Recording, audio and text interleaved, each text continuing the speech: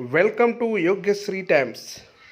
కేంద్ర మంత్రివర్యులు రేవంత్ సింగ్ చౌహాన్ గారి పర్యటన 2 రోజులు పూర్తిగా కంప్లీట్ అయింది. ఈ రోజుతో దాదాపు మొత్తం ఏదైతే కుల సంఘాలు ఉన్నాయో వారితో ఒక మీటింగ్ జరగడం జరిగింది. శక్తి కేంద్రం మీటింగ్ ఒకటి, పోలింగ్ బూత్ మీటింగ్ ఒకటి జరగడం జరిగింది.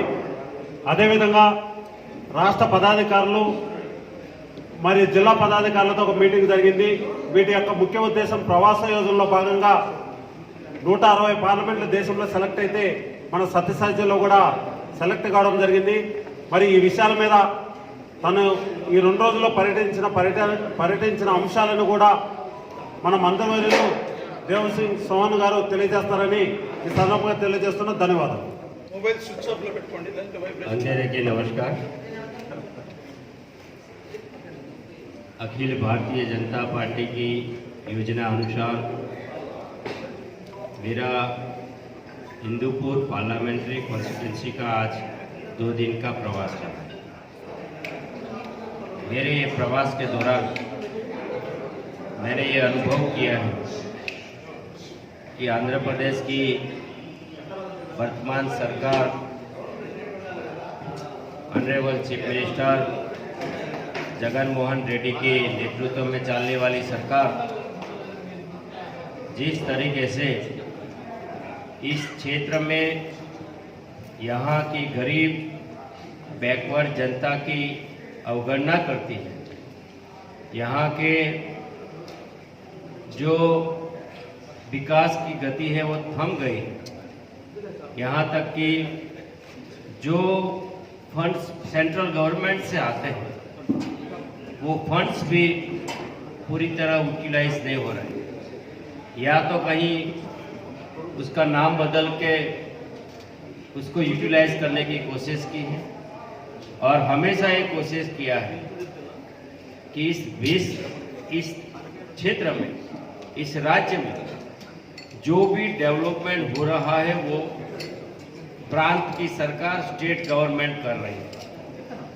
इनफैक्ट ग्राउंड रियलिटीज एकदम भिन्न है.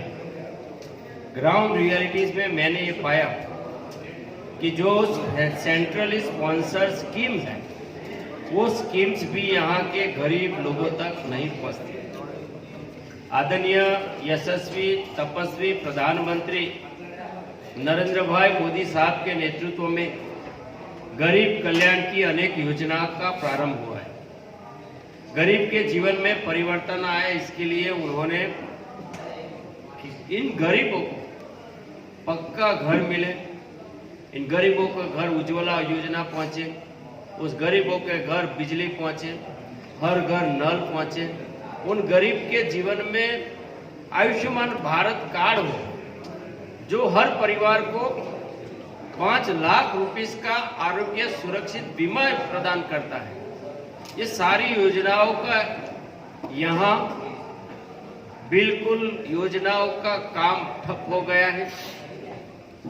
प्रधानमंत्री किसान सम्मान निधि का यहाँ करीब 50,000 करोड़ रुपया पर क्वार्टर 6,000 रुपया जो इन परिवार को मिलता है. करीब 1 करोड़ जनता जो आंध्र प्रदेश की है वो गरीब को प्रधानमंत्री अन्न योजना के तहत फ्री में राशन मिलता है. इन गरीबों को हर घर नल की योजना के तहत पानी की सुविधा मिलती है. लेकिन इस योजनाओं को यहाँ की सरकार इम्प्लीमेंट करने में पूरी तरह विफल हुई है. या तो उन्होंने योजना का नाम बदल के कहीं न कहीं कोशिश की. आज मेरा ये 2 दिन का प्रवास में मैं प्रत्येक भारतीय जनता पार्टी के कार्यकर्ताओं को मिला, हर कम्युनिटी को मिला, हर क्षेत्र में गया और कोशिश करता हूं कि मैं बूथ तक जाऊं, पोलिंग बूथ तक जाऊं. और पोलिंग बूथ तक जाने के बाद भी मुझे पता चला है कि यहाँ प्रधानमंत्री आवास योजना का जो इस सरकार ने काम करना था, चुनाव के पहले इस मैनिफेस्टो में इस सरकार ने वादा किया था कि हम प्रधानमंत्री आवास योजना की तरह ही हम पक्का आवास देंगे, लेकिन आदरणीय प्रधानमंत्री की योजना को जहां लागू किया है वहां करीब 1,80,000 रुपया का किस्त उन गरीबों को मिला है।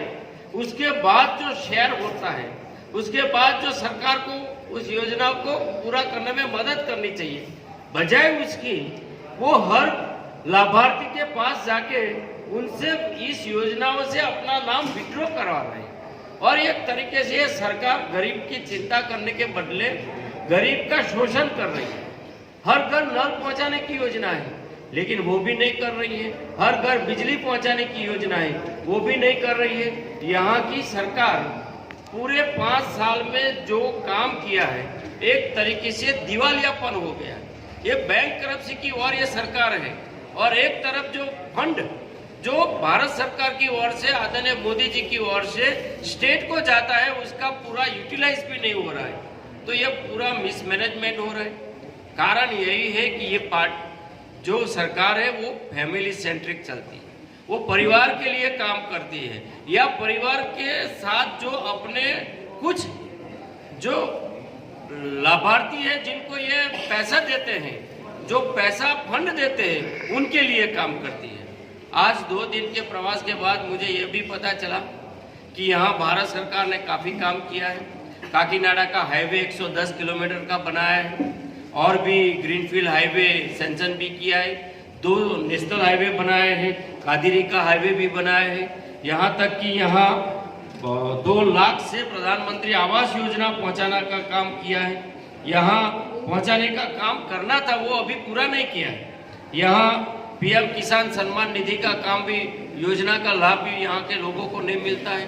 एक तरीके से जो पीएमवाई योजना का काम करना था 30 लाख लोगों का, वो उनने पूरा नहीं किया है। और गरीब कल्याण का जो राशन जाता है वो भी गरीब तक पहुंचता नहीं है। या तो यहाँ उन्होंने हर विलेज में अपने वॉलेंटियर्स रखे, जो वॉलेंटियर्स को सैलरी सरकार देती है और वो पार्टी का काम करते हैं, और वो वॉलेंटियर्स या तो नीचे गरीब लोगों को डराता है, धमकाता है, या उनके पास अगर कोई ये योजना सीधी जो पहुंचती है, आवास की हो, गरीब के पास राशन हो, बिजली हो, जल है, ये सब के लिए ये लोग बाधा डालते हैं। या तो ये लोग ये इंसिस्ट करते हैं कि ये योजना हमारी सरकार दे रही है। एक तरीके से वो प्रचार प्रसार का काम कर रहे हैं, सरकारी पैसे से कर रहे हैं। ऐसे वॉलंटियर्स की जो समस्या है, वो वॉलंटियर्स का जो यहाँ की जनता के प्रति व्यवहार है, ये बहुत बड़ी समस्या है। वॉलंटियर्स या तो डराते हैं, धमकाते हैं। ये सब देखने के बाद मुझे ऐसा लगता है कि यहाँ एक तरीके से पूरा राज्य में अराजकता चला है। अर्थव्यवस्था भी ठप है, और राजनीतिक व्यवस्थाओं ऐसी बनी है कि वो सरकार जब कोई आवाज़ उठाता है, गरीब है, कोई कम्युनिटी है, तब उसको दबाया जाता है, उसको डराया जाता है, कार्यकर्ताओं को डराया धमकाया जाता है। मुझे ऐसा लगता है कि जब कोई हारने आता है, जब निराश होता है, तब ये व्यवहार करता है। यहाँ के चीफ मिनिस्टर की ये हताशा, निराशा है, जो यहाँ के जो पॉलिटिकल पार्टी के कार्यकर्ता है, विशेष तौर पे जो हमारे भारतीय जनता पार्टी के कार्यकर्ता है, उनको डराने का, धमकाने का काम बंद करें। आज मैं इस प्रेस माध्यम से उनको भी बताना चाहता हूँ कि आपका और हमारा जिम्मेदारी है कि गरीब का काम करें, गरीब के जीवन में परिवर्तन आए।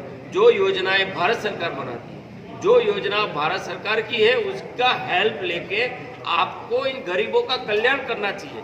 गरीब तक ये कल्याणकारी योजना पहुंचानी चाहिए, बजाय आप उनको डराते धमकाते हैं या तो अपने नाम से चलाते हैं। ये काम बंद करें। और आने वाले समय में मुझे जिस तरीके से यहाँ का संगठन मैंने देखा है, संगठन के कार्यकर्ता, हमारे ऑफिस बेरर, हमारे स्टेट का यूनिट, इन सब की सक्रियता देख के मुझे पूर्ण भरोसा है, ये संपूर्ण विश्वास है कि आने वाले पार्लियामेंट के इलेक्शन में हिंदूपुर लोकसभा बड़े मार्जिन के साथ भारतीय जनता पार्टी जीत रही है, और ये हम जीत के दिखाएंगे। आप सबका बहुत बहुत आभार। యోగ్యశ్రీ టైమ్స్ సరికొత్తగా మీ ముందుకు. Please subscribe our channel.